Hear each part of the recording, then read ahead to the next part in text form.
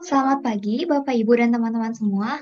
Perkenalkan, kami dari kelompok 2 dan kami membawakan judul Cephalosporin.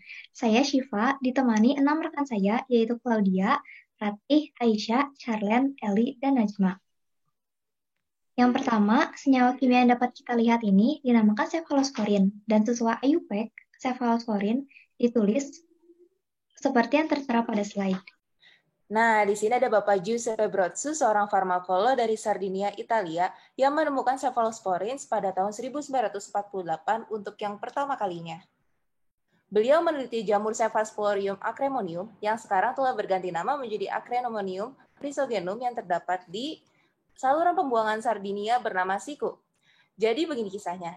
Zaman itu lagi marak-maraknya wabah demam tifoid atau yang lebih kita kenal dengan sebutan tipes. Tapi di daerah Sardinia, khususnya penduduk Cagliari, sangat sedikit yang terinfeksi. Hal tersebut yang membuat Brozzu penasaran dan meneliti sampel air dari wilayah timur Cagliari tersebut untuk berburu si antagonis bakteri. What is it? Antibiotik yang memiliki cincin beta-lactam yang bekerja dengan cara menghambat enzim transpeptidase atau enzim yang berperan dalam tahap akhir sintesis lapisan peptidoglikan. Melawan bakteri dalam berbagai infeksi, misalnya infeksi saluran, pernapasan, infeksi kulit, infeksi saluran kemih. Metode produksinya, produksi cephalosporin merupakan proses aerobik baik yang dilakukan dengan metode fermentasi, konvensional maupun non-konvensional, menggunakan jamur bebas atau tidak bergerak. Cara produksi konvensional menggunakan salah satu fermentasi cairan atau reaktor tangki berpengaduk kontinu. Tetapi metode ini tidak terlalu menguntungkan untuk produksi cephalosporin karena kemungkinan pembatasan oksigen yang tinggi. Namun perbaikan dalam konstruksi bioreaktor dengan pemasangan cincin pemercik dan agregator untuk memastikan pasokan yang terus-menerus dan distribusi oksigen yang merata selama proses fermentasi dilakukan untuk meningkatkan hasil cephalosporin. Yang kedua, dengan cara non-konvensional menggunakan bioreaktor atau pengangkutan udara untuk keuntungan dioperasikan dalam metode batch atau continue dengan oksigenisasi dan akitasi yang tepat sehingga menghasilkan cephalosporin yang tinggi. Produksi cephalosporin itu didapat dari fermentasi Acremonium chrysogenum selama 144 jam. Dengan berkurangnya kandungan karbohidrat pada konsumsi sukrosa ini, cephalosporin C ini diproduksi. Kemudian masuk ke fase pertumbuhan atau tropofase. Lanjut ke akumulasi metabolit sekunder, dan terakhir itu cephalosporin C itu dipisahkan dengan teknik distilasi. Selanjutnya adalah produksi 7-ACA atau 7-aminocephalosporinat. 7-aminocephalosporinat ini adalah prekursor untuk turunan cephalosporin semisintetik. Produksinya dapat dilakukan dengan dua cara. Yang pertama reaksi fisikokimia sama reaksi enzimatik. Tapi reaksi fisikokimia ini memiliki banyak kekurangan. Misalnya memerlukan senyawa organik yang bersifat racun dan memerlukan tahapan reaksi yang banyak sehingga memerlukan waktu dan biaya yang banyak juga. Reaksi enzimatik dibagi menjadi dua tahap. Yang tahapan pertama adalah pengubahan cephalosporin menjadi glutaryl asam 7-ACA dengan enzim deaminooksidase. Tahapan kedua adalah pembentukan 7-ACA dengan enzim GL7-ACA asilase. Tapi beberapa tahun terakhir ini ditemukan beberapa bakteri yang menghasilkan enzim CPC asilase. Enzim ini bisa langsung konversi cephalosporin menjadi 7-ACA.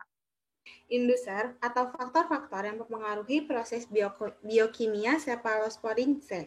Ada 3. Yang pertama, efek metionin. Dengan meningkatkan konsentrasi metionin hingga 4 gram per liter, konsentrasi cephalosporin juga akan meningkat.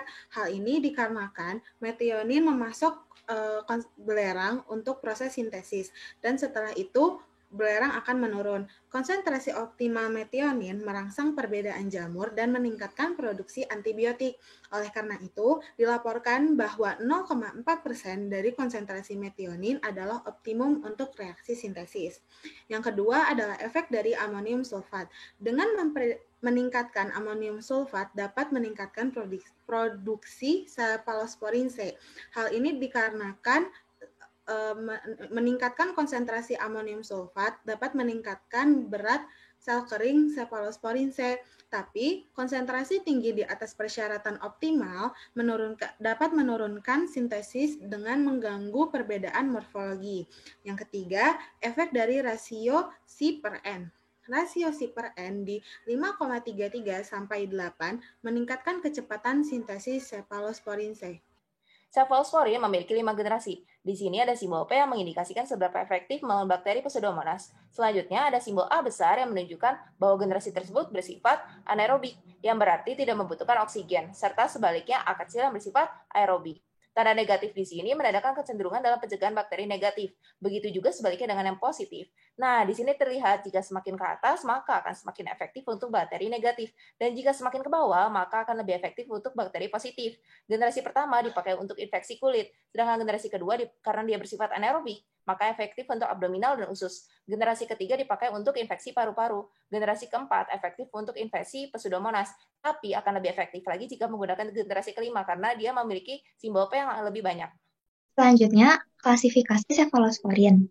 Berdasarkan struktur kimianya, cefalosporin ini terbagi menjadi 3, yaitu glycylcephalosporin, aminotiazol oximcefa, dan prodrug cephalosporin. Nah, yang pertama, glycylcephalosporin ini dikenal memiliki penerapan yang baik dan bergantung pada sistem pembawa yang mirip peptida alami. Lalu yang kedua, aminotiazol oximcefa itu berasal dari struktur cefotasim. Aminotiazol ini menjelaskan aktivitas cefalosporin yang luas. Lalu yang ketiga, yaitu produk cefalosporin, di mana dia berasal dari ester yang terhidrolisis. Dalam bakteri gram positif, mekanisme cefalosporin adalah cefalosporin mempenetrasi peptidoglycan layer dan akan membind dengan transpeptidase atau yang disebut penicillin binding peptidase dan memblokade semua aktivitas bakteri yang akan menghentikan peptidoglycan layer untuk bersintesis dan akan menghancurkan bakteri. Beberapa bakteri dapat menghasilkan enzim beta-laktamase yang bakal memutuskan cincin beta-laktam yang ada di cefalosporin, menghentikan semua aktivitas cefalosporin. Dengan itu, asam clavulonik dapat dipasangkan oleh cefalosporin untuk menghentikan aktivitas beta-laktamase. Bila dalam bakteri negatif, cefalosporin berjalan menuju PBP melalui porin layer dan memblokade semua aktivitas lalu menghancurkan peptidoglycan. Bakteri gram negatif dapat menghasilkan beta-laktamase melalui periplasmic space dan akan merusak cincin beta-laktam yang ada di cefalosporin, menonaktifkan cefalosporin. Dengan itu, asam clavulonik dipasangkan oleh cefalosporin dan asam clavulonik berjalan melalui porin layer dan akan menonaktifkan beta-laktamase.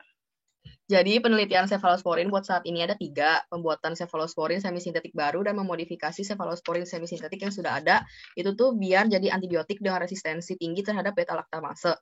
Selain itu, kan cefalosporin sekarang ini sangat sulit larut dalam air. Jadi para peneliti ini juga lagi menyiapkan cefalosporin yang larutannya lebih baik dengan menggunakan cefotaxim dalam persiapan cefalosporinnya. Yang kedua, ini memperbaiki bioreaktor untuk meningkatkan kinerjanya dalam produksi cefalosporin. Jadi, cara-caranya itu dengan mengubah struktur inti dan menambah beberapa fitur internal maupun eksternal seperti indikator asam basa untuk meningkatkan kinerja bioreaktor sehingga dapat memproduksi cefalosporin dengan jumlah banyak saat fermentasi. Bioreaktor ini juga bakal memproduksi produk antibiotik dengan bentuk kimia yang stabil dengan cara mencegah degradasinya. Yang ketiga ini identifikasi fase geometri jamur.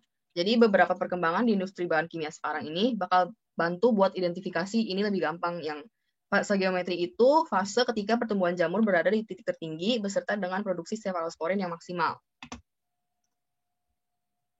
Daftar pustaka yang kami gunakan untuk presentasi kali ini ada linknya 3. Sekian presentasi dari kelompok kami. Kami mohon maaf apabila ada salah penyampaian atau salah kata-kata saat presentasi. Terima kasih sudah mendengarkan dan memperhatikan presentasi kami.